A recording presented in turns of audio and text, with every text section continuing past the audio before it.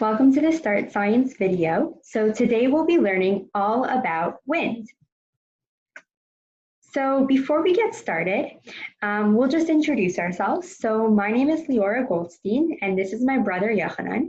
We both study at York University, and we are super passionate about science. So today we will be teaching you all about wind.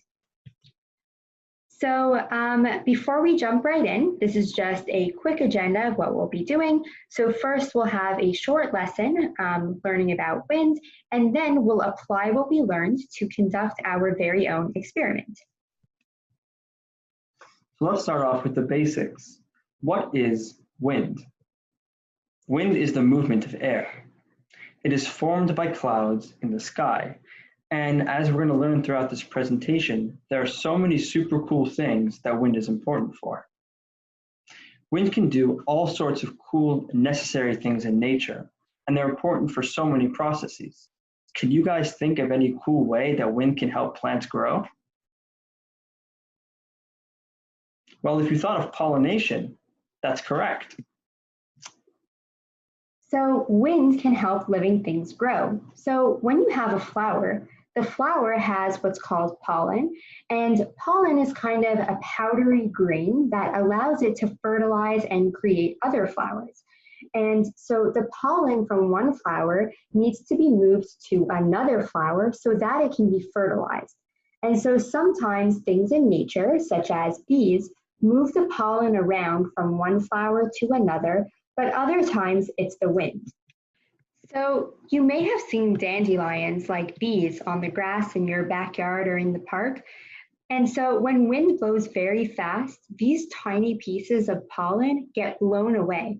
And this allows for other dandelions to grow, and it's all thanks to the wind. So now that we learned about how wind can help living things grow, can you guys think of any other situations where wind can be used? Well, as it turns out, there are a number of inventions that humans have created that use wind. Windmills and wind turbines are two examples. Windmills and wind turbines are two special machines that use wind to turn propellers. The wind can be used to generate energy. So in this diagram over here, you can see how windmills and wind turbines use wind to generate energy. They can use a few different parts that all need to work together. When wind blows in the sky, these blades or propellers spin very fast. This causes a gearbox attached to it to also spin very fast. The machine is attached to a computer system located underground that can be used for energy. So in this specific diagram, this is an example where the parts can be located underground, and they all need to work together to make sure that energy created by the wind turns into electrical energy or electricity. And that is what we can use to power our devices at home, such as the computer that you're using right now to watch this video. So far we spoke about a couple of things that wind is super important for, but can we maybe think of any situations where too much wind can maybe be harmful or dangerous? So forest fires or wildfires are examples of situations when too much wind can actually be harmful. And these are caused when a fire starts in a place where there are a lot of trees, like a forest. And if it's windy, the strong wind can spread the fire to other trees, and this can actually cause lots of damage. So this was just one example where too much wind can actually be a bit dangerous. So let's reflect on what we've learned so far. So if you guys could just pause the video after the questions appear on screen and try to think of the answer. If you get stuck, you could always go back and watch the video again. How does wind affect plants and living things? How can we use wind for power? And finally, how can wind be dangerous or harmful?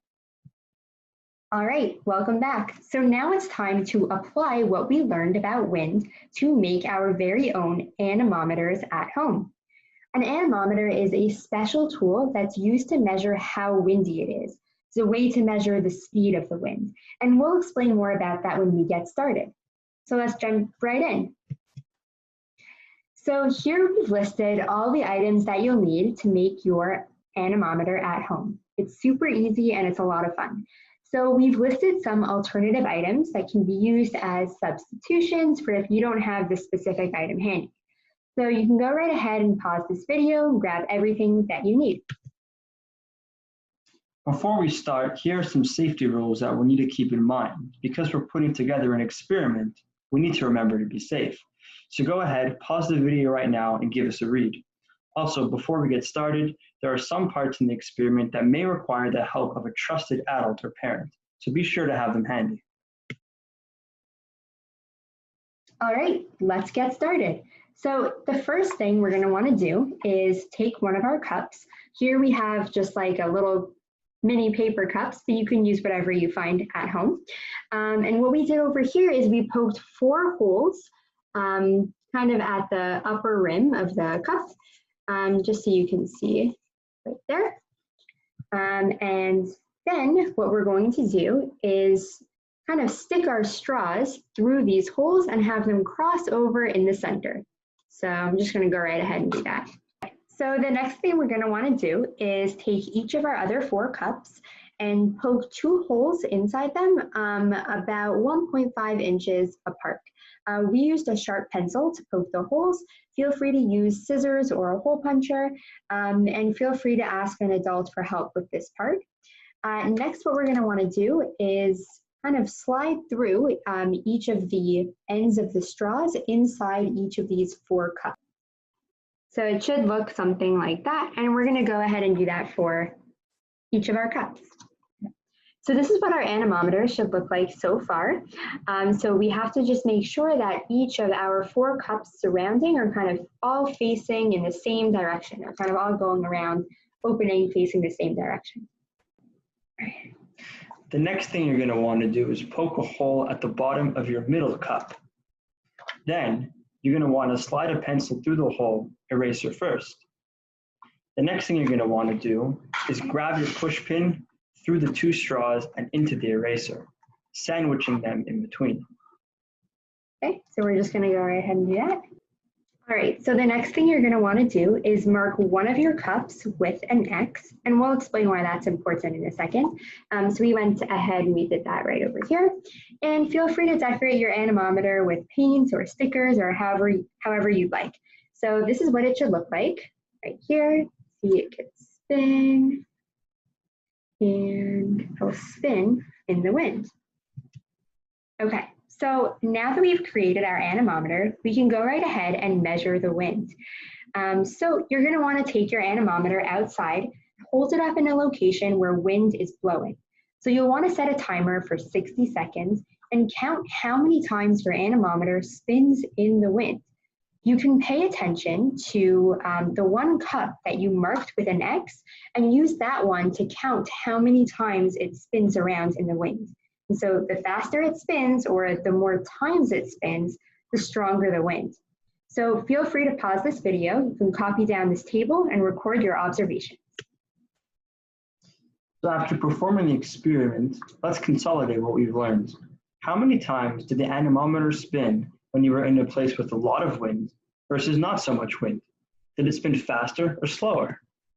Did your results change depending on the time of day? And finally, which environmental conditions could have changed your observations? Thank you all for watching. We hope you had an awesome time learning all about wind and building your very own anemometers at home. Be sure to have fun. Bye. Bye.